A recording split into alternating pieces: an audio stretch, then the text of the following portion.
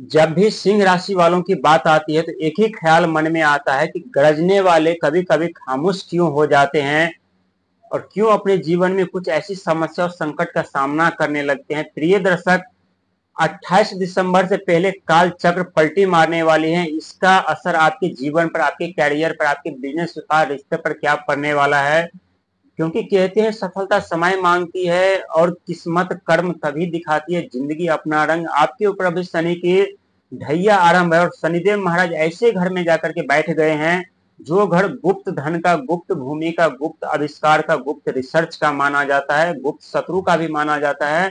और वहां पे शनिदेव महाराज जाकर के विराजमान हो चुके हैं। वहीं आपके लगन घर पे जो है केतु महाराज की दृष्टि, क्योंकि केतु महाराज सेवा सत्कार, रोग, ऋण के, लोभ, मोह, साथ ही मोक्ष के कारक माने जाते हैं।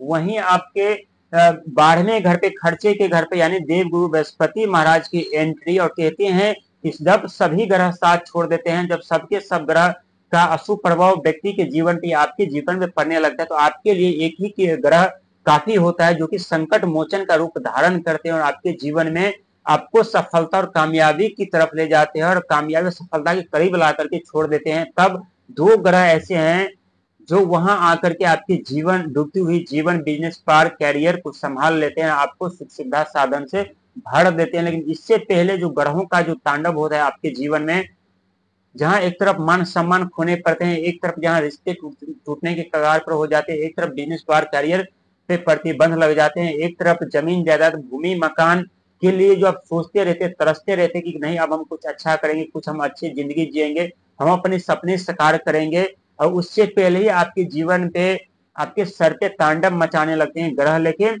ये 28 दिसंबर से पहले काल चक्र का परिवर्तन पलटने वाली है। इसका प्रभाव क्या रहने वाला है आपके जीवन पे, कौन कौन सी समस्याओं का सामना करना पड़ेगा और कौन कौन सी सफलता और कामयाबी मिलने वाली है, आपको पूरी जानकारी आज हम आपको देंगे और स्पष्ट रूप से आज हम आपको समझाने वाले हैं। प्रिय दर्शक, आपके ऊपर जब 8वें घर पे शनि महाराज का आगमन हुआ तो ढैया आरंभ हो गया। और कहते हैं ढैया सुख सुविधा साधन दिलाने के लिए आते हैं, अधूरे कार्य को पूरा करवाने के लिए आते हैं।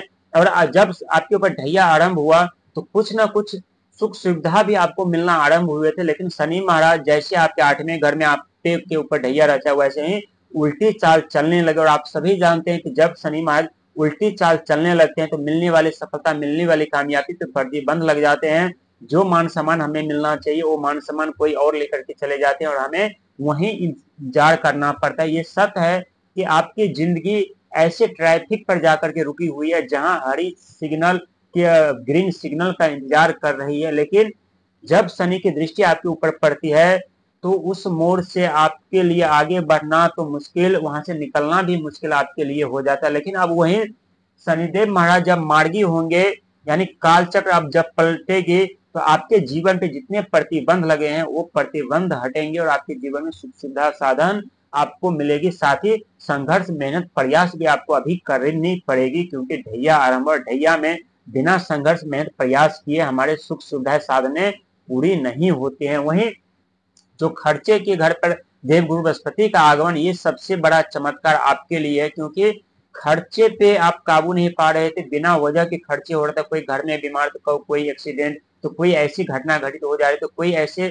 सामान जो जो नुकसान हो जा रहा था उसमें खर्चे बढ़ रहे थे। तो सबसे बड़ी खुशखबरी आपके लिए है कि खर्चे की पे लगाम लगने वाला है, खर्चे की कमी होगी। वहीं सप्तम घर पे राहु की दृष्टि, जो कि सप्तम घर ऐसे देखा जाए तो समस्या भी खड़ी हो जाती है सप्तम घर पे, क्योंकि रिश्ता परिवार का माना जाता है।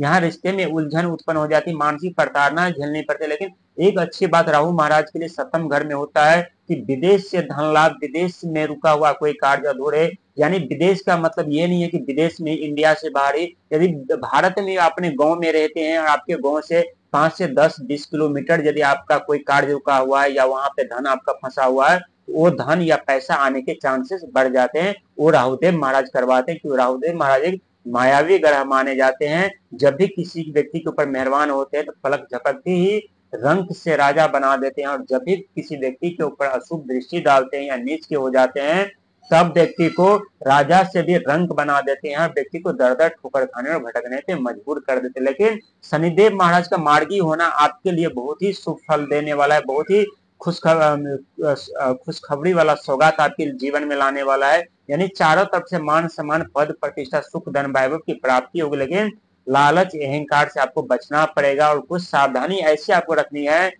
जो सावधानी नहीं रखे तो नुकसान उठाना पड़ सकता है। क्योंकि शनिदेव महाराज अभी सीधी चाल में चलेंगे, और जब शनिदेव महाराज सीधी चाल में चलते हैं तो कार्यों में वृद्धि होने लगती है, कार्यों में रुके हुए कार्यों में तेजी आने लगती है, रुके हुए धन में तेजी से आने लगते हैं। लेकिन वहीं यदि लालच, भ्रम और जल्दीबाजी व्यक्ति दिखाते हैं, अहंकार, क्रोधित हो जाते हैं, तो वहीं व्यक्ति के जीवन में दुख, दर्द, पीड़ा भी तेजी से बढ़ने लगते हैं। इसीलिए सेवा सत्कार से धर्म से जुड़ करके रहिएगा। जरूर शनि महाराज देव बृहस्पति की कृपा आपके ऊपर बरसेगी, और जो रुकावटें, बाधा आपके जीवन में पे लगी हुई है, वो बाधा भी हटेंगे, और अपने जीवन में कामयाब भी हो पाएंगे, अपने जीवन में सुख सुविधा साधन भी पाएंगे। क्योंकि शनिदेव महाराज की दृष्टि जब जब आपके ऊपर पड़ती है, तब तब आपके जीवन पे प्रतिबंध जरूर लग जाते हैं। लेकिन जब जब शनिदेव महाराज मार्गी होते हैं, तब तब आपके जीवन में कुछ ऐसे खुशखबरी देने लगते हैं, कुछ ऐसी सफलता देने लगते हैं, जो बाद में आपको अफसोस जरूर होता है कि हम ऐसे क्यों सोचते हैं कि शनिदेव महाराज हमें अच्छा फल नहीं देते।